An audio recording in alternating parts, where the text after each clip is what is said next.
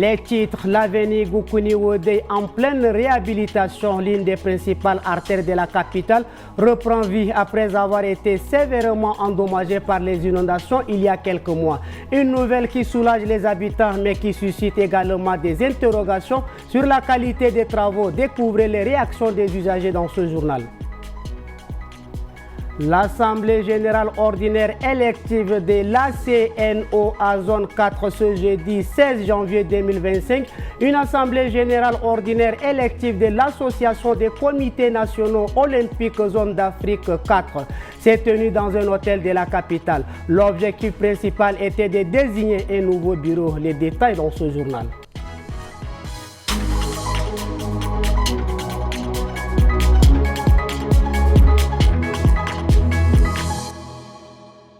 Annonce électorale, élection sénatoriale. Le président de l'Agence nationale de gestion des élections, Ange Ahmad Bartiré, a annoncé ce jeudi la tenue prochaine des élections sénatoriales après les élections couplées. Le dépôt des candidatures est ouvert à partir de ce vendredi 17 janvier 2025. Un extrait du discours du président Ahmad Bartiré est proposé par Mbaylassem Emmanuel et Abakar Lambert. Comme les autres élections, le scrutin sénatorial est régi principalement par le code électoral. À cet effet, j'invite les partis politiques et regroupements de partis politiques qui présenteront des candidats et candidates à prendre toutes les dispositions nécessaires pour se conformer aux prescriptions légales. Une attitude responsable et des précautions sont attendues des formations politiques pour créer les conditions d'une meilleure organisation de ces élections. Grogne étudiante à N'Djamena, la grogne monte chez les étudiants de N'Djamena hier matin. Ils étaient une centaine à manifester devant le parking du Centre national des œuvres universitaires. Leur préoccupation, le dysfonctionnement du trafic sur l'axe des hydrocarbures qui perturbe leur quotidien. Ils appellent les autorités à intervenir pour améliorer la situation. Reportage d'Engeme Moussa. Ce matin, devant le parking automobile du Centre national des œuvres universitaires, la colère des étudiants est montée d'un cran.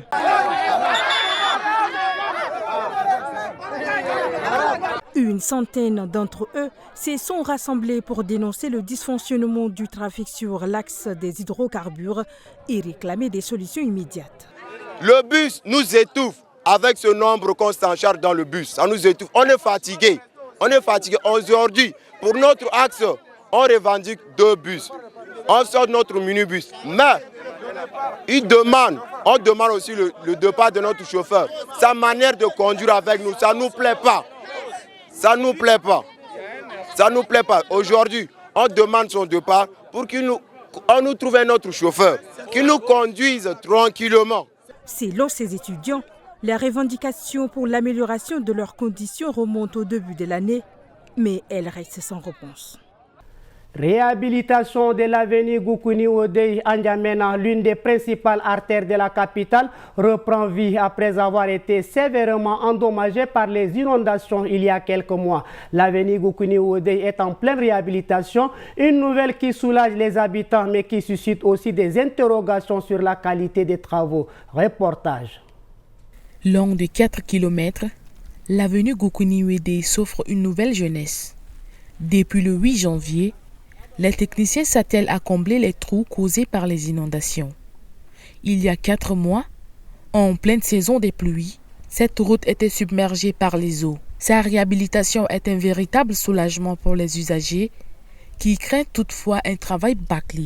Franchement, c'est un travail louable, même si la manière dont on est en train de réparer, ça n'inspire pas trop, d'autant plus qu'avec la pluie, ça pourra encore repartir.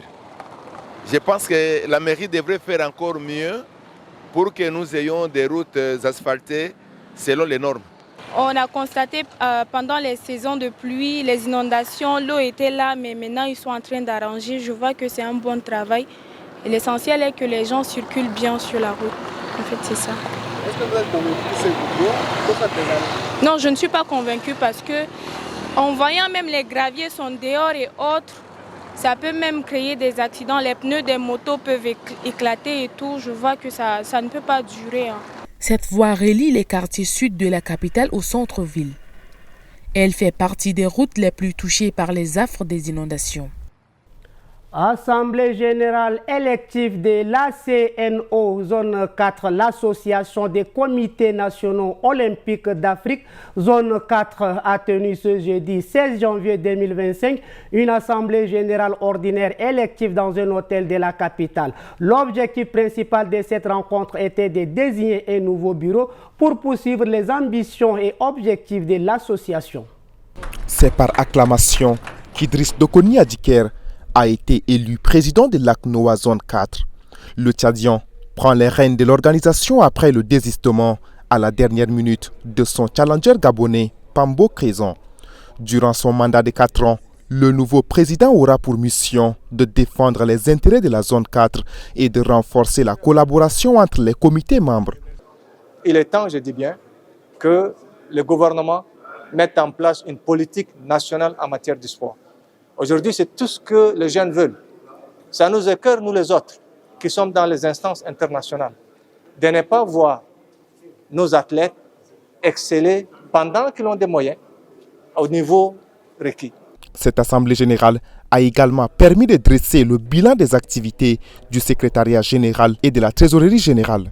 Place à l'actualité internationale de ce 13h45. Retrouvez une sélection des principales nouvelles internationales préparées par Aimé Dolinassou. Dans l'est de la République démocratique du Congo, les organisations humanitaires s'inquiètent du nombre croissant des blessés de guerre causés par les combats entre le groupe armé M23 soutenu par le Rwanda et l'armée congolaise et ses alliés. Depuis le début de l'année, plus de 400 patients ont été reçus par des organisations médicales comme Médecins sans frontières ou encore le Comité international de la Croix-Rouge dans le territoire des Massissi et à Goma. Une situation qui intervient alors que des combats d'une grande intensité sont signalés dans plusieurs localités du Nord Kivu. Au Kenya, un ministre accuse les services de renseignement d'avoir enlevé son fils en juin dernier à Nairobi. Son témoignage donné à la direction des affaires criminelles en début de semaine a été rendu public. Justin Motori est le premier membre du gouvernement à dénoncer publiquement un enlèvement dans son entourage, alors que les accusations de kidnapping se multiplient depuis plusieurs mois et que les soupçons pèsent sur les autorités. En France, pour finir, au procès du financement libyen présumé de la campagne présidentielle de Nicolas Sarkozy en 2007, les interrogatoires se poursuivent sur les voyages de Claude Guéant, Nicolas Sarkozy et Brice Hortefeux en 2005.